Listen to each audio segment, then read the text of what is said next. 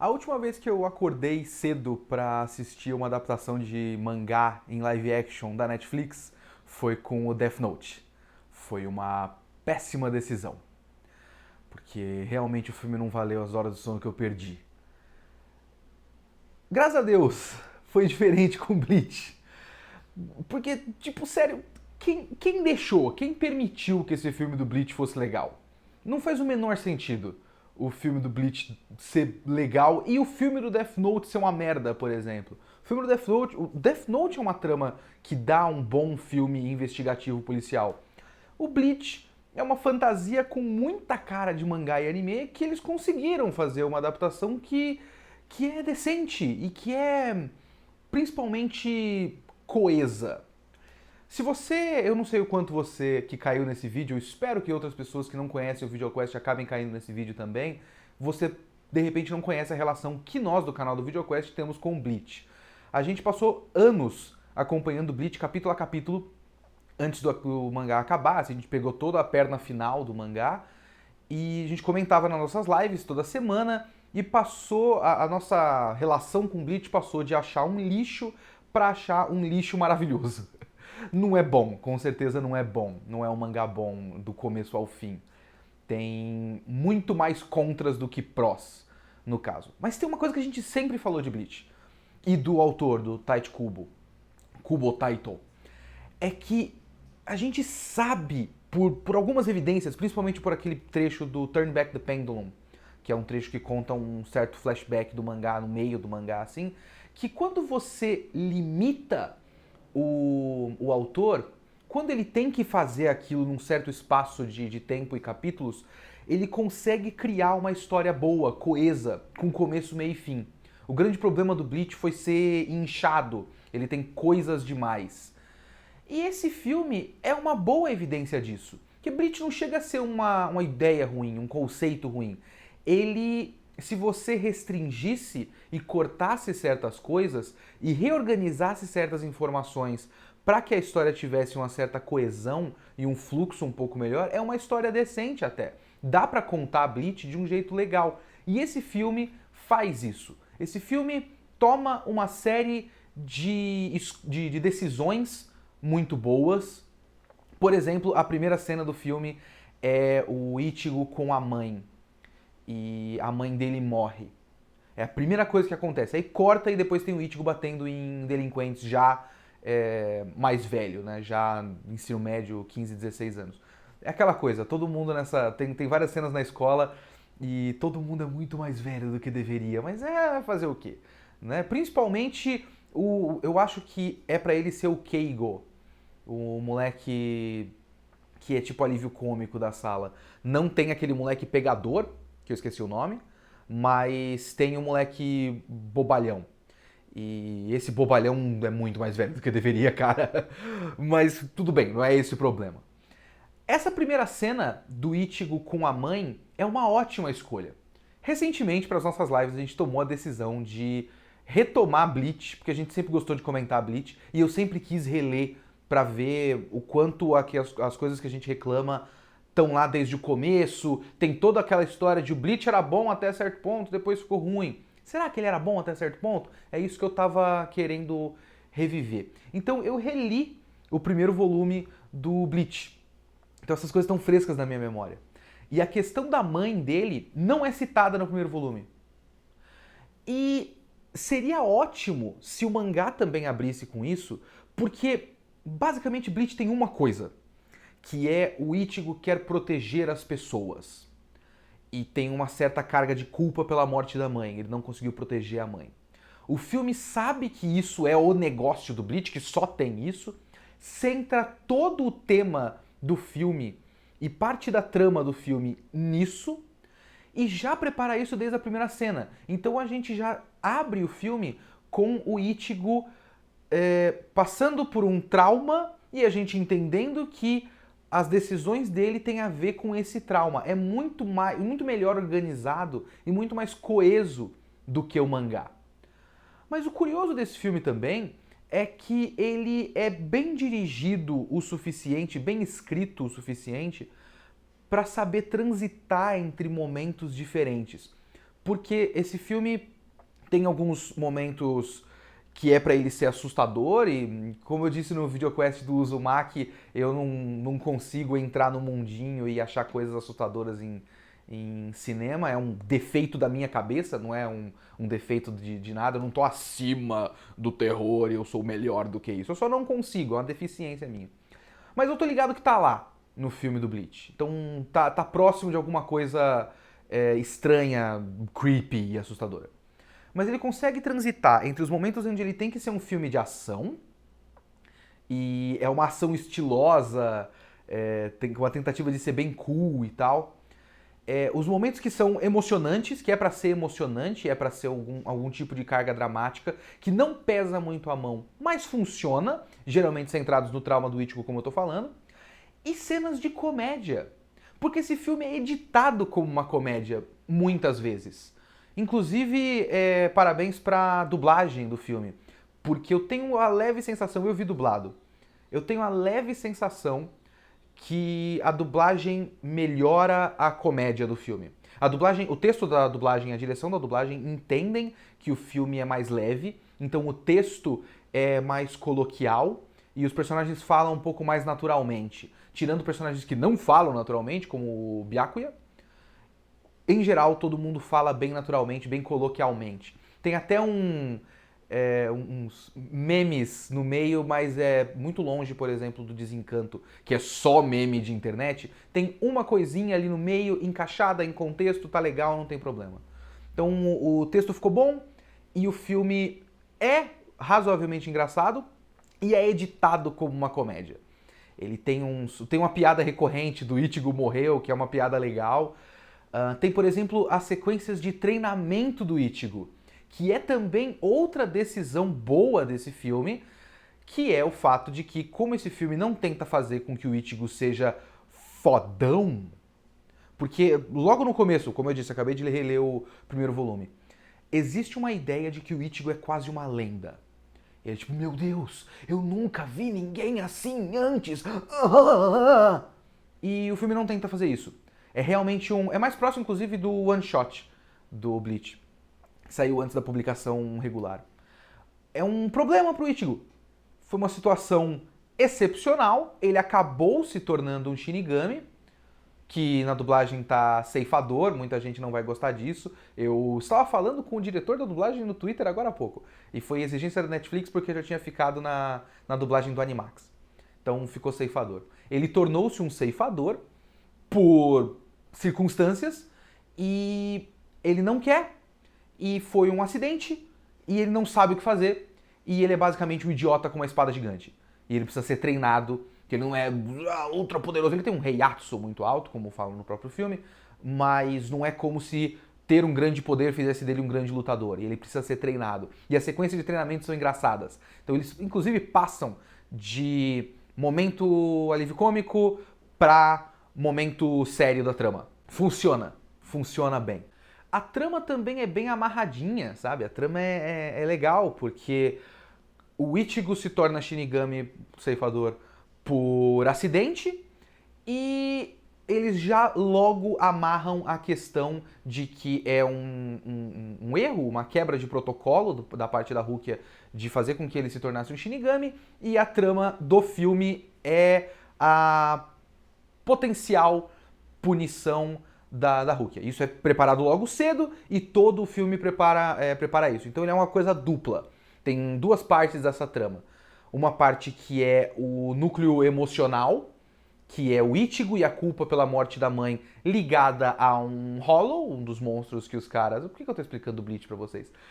Um dos monstros que os Shinigamis caçam, que são espíritos que ficaram do mal. Vocês conhecem Bleach, pelo amor de Deus.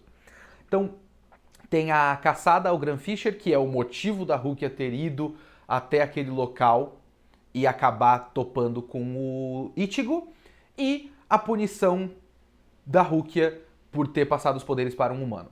Essas coisas andam concomitantes. E aí eles conseguem trazer o Byakuya e trazer o Renji, e essas coisas andam uma junto da outra, e funciona. É uma trama bem amarradinha. Eu vou falar de alguns defeitos relacionados a isso daqui a pouco, mas é uma trama bacana. Outra coisa boa desse filme, que isso me surpreendeu, mas talvez seja só o meu preconceito da minha memória de trailer só. É um preconceito bobo, eu sei. Dos efeitos especiais do filme do Death Note japonês. Porque o Ryuki do filme japonês do Death Note é simplesmente horroroso. Talvez seja o único ponto positivo do filme americano da Netflix. Eles estão ligados que vai ficar meio estranho e colocam o Ryuki no escuro. Bom, nesse tem os Hollows, e os Hollows precisam aparecer muito. E os Hollows estão bem. Tem basicamente 2 Hollows no filme.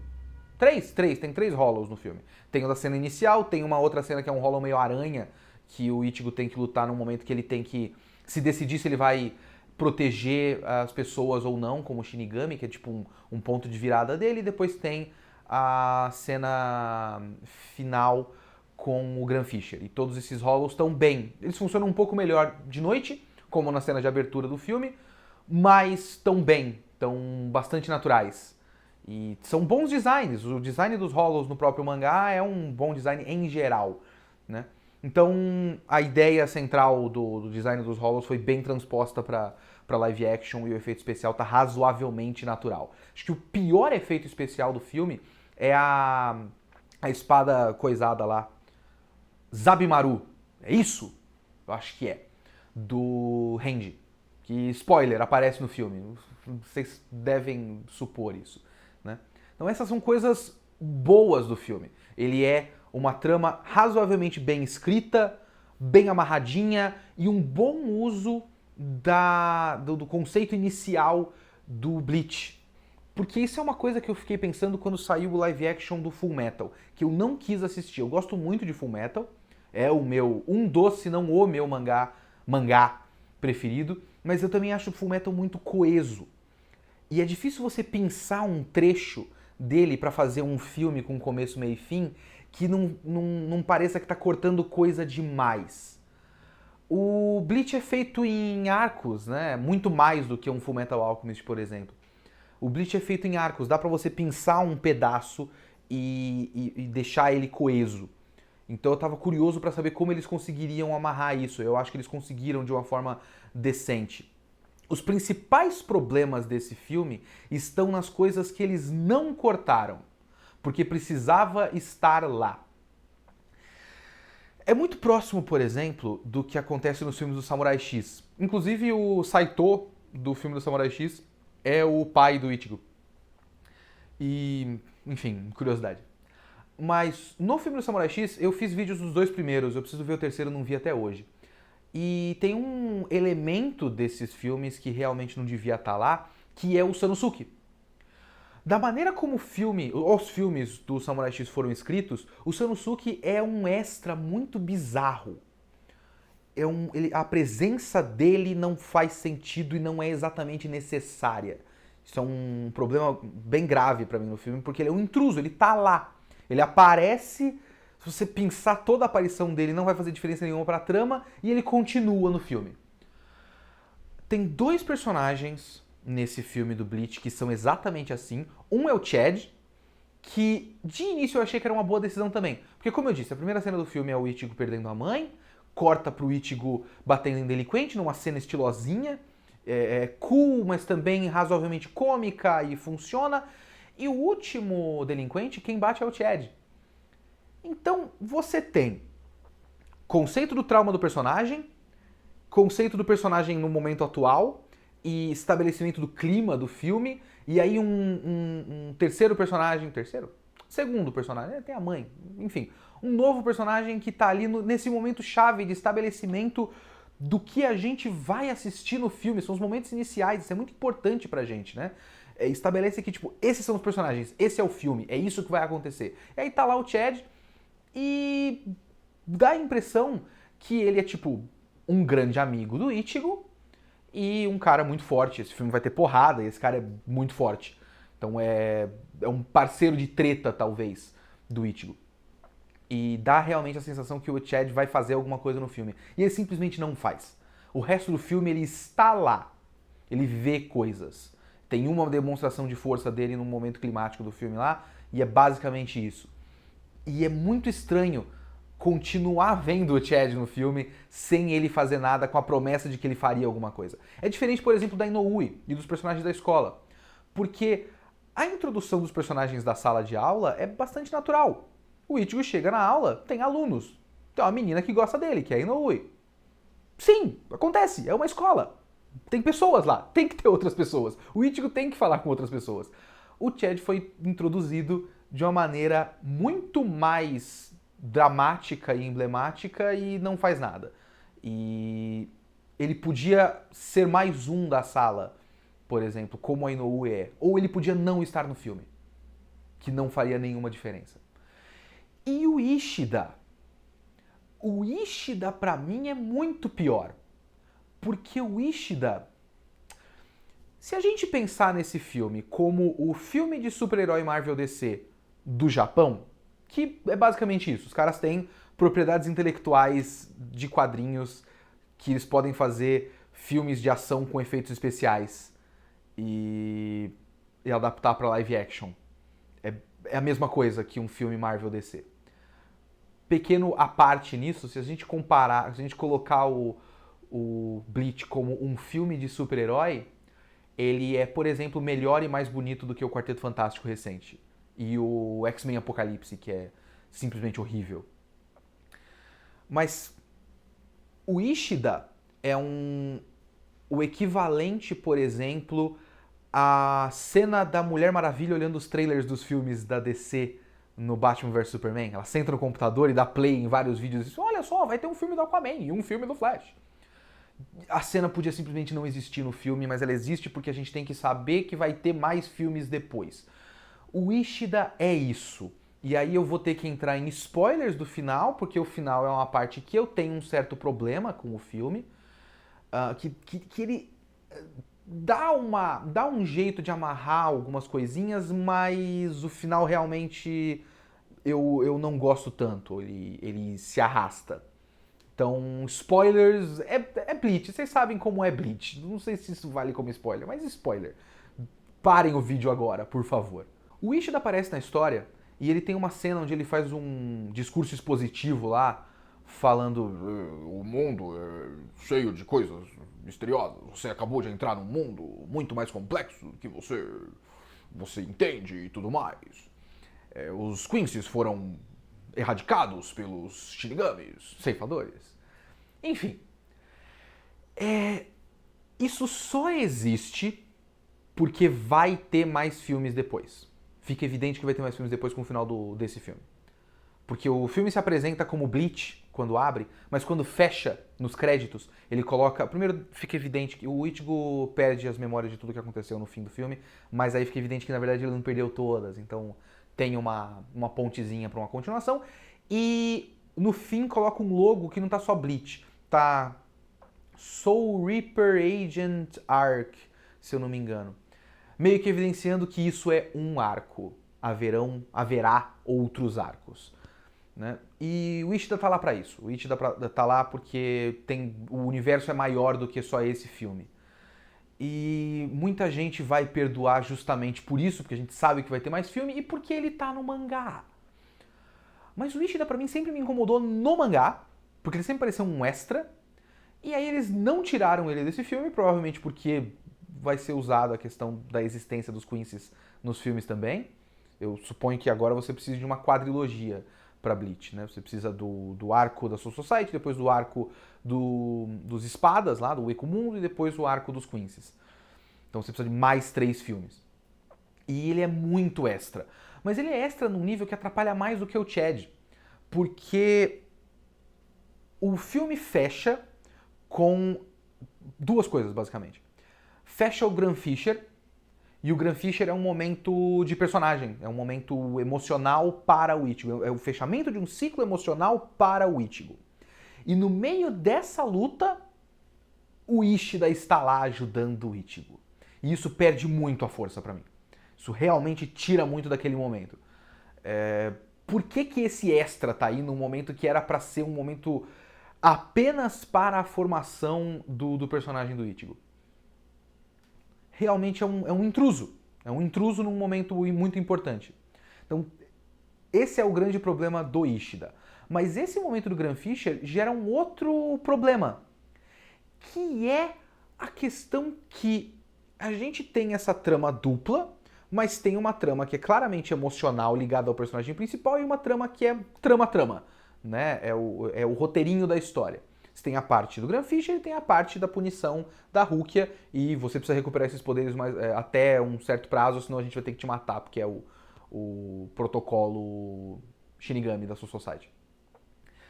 E eles terminam o arco emocional antes do fechamento da trama. O que fica pra mim muito esquisito. Eles conseguiram ainda amarrar lá no fim, que eu vou chegar nisso. Eu espero lembrar. Eu sempre falo que eu vou chegar nisso e eu esqueço o que eu tô falando no meio do caminho. Mas ele termina a parte do Graham Fisher, que envolve a família dele. O Graham Fisher aparece no meio de um passeio da família dele ao túmulo da mãe. Então tudo isso tá bem amarradinho. E aí o Ichigo vai lá e vence o Graham Fisher numa cena bem legal de destruição da cidade, já mete a espada na testa e pá. Ou seja, o filme fechou. Pra mim, naquele momento, o filme fechou. O Ichigo tinha um trauma, ele vence, de certa forma, esse trauma. O que depois fica evidente que tem mais uma parte disso depois. Mas o filme continua. E por um bom tempo. O filme continua por mais uma meia hora, mais ou menos, depois disso. E é estranho demais a sensação de que ele meio que se arrasta depois disso. Tem uma cena do Byakuya com o Ichigo. Tem uma luta do Ichigo com o Renji. É decente, mas o efeito da espada da Zabimaru é bem feio. Mas funciona até. E depois vem o Byakuya. E o Byakuya é, obviamente, muito mais forte do que o Ichigo. E ele vence o Ichigo muito rapidamente. E o Ichigo levanta. Mas a cena é o Byakuya, que é o Miyavi, e eu vou dizer só um pequeno comentário do Miyavi. O Miyavi é tipo um Byakuya perfeito pra foto. Enfim. O Byakuya dá um golpe rápido e o Ichigo cai. Um golpe estiloso. Caiu, venceu. E aí o Ichigo levanta. E aí ele dá mais um golpe estiloso. Aí o Ichigo cai. Aí o Ichigo levanta. E ele dá mais um golpe estiloso. E aí ele cai. E a cena acontece, parece que não acaba nunca, a mesma cena repetida tipo umas 3 vezes seguidas, sabe? Realmente vai perdendo impacto toda vez que isso acontece. Não vai, eu acho que a intenção seria aumentar o drama e pra mim o efeito foi de arrastar o drama. Tá certo que no fim fica um pouco evidente que a questão é que o Ichigo tinha o trauma de não poder proteger e ele acaba sendo... Ele foi protegido pela mãe, ele não aceita isso, e ele acaba sendo protegido pela Rukia de novo. E fecha-se uma espécie de ciclo para ele, de ele aceitar que ele pode também ser protegido. O que, eu devo dizer, é melhor do que o mangá. Porque o mangá é tão inchado de coisas que isso se perde no meio e nunca é trabalhado de verdade. E a questão vira outra, e eu nem sei qual é a questão mais, e é tudo muito ruim.